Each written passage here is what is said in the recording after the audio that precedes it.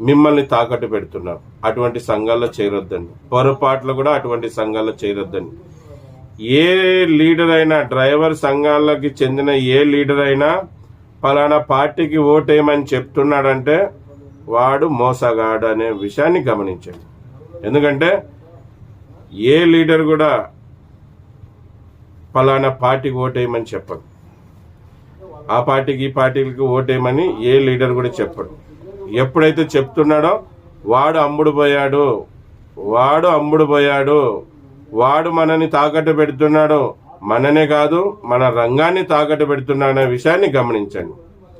ఇన్ని రోజులు నా కోసం, నా బిడ్డల కోసం, నా భార్య కోసం, నా తల్లిదండ్రుల కోసం, నా రంగం కోసం పోరాడిన వాడు ఈరోజు ఆ పార్టీ ఓటేయమంటున్నాడంటే వాడి దుకాణం ఓపెన్ చేసుకోవడానికి, వాడి ఎదుగుదల కోసం, వారి రాజకీయ లబ్ధి కోసం వాడు ప్రయత్నిస్తున్నాడు అనే మాటని గమనించండి.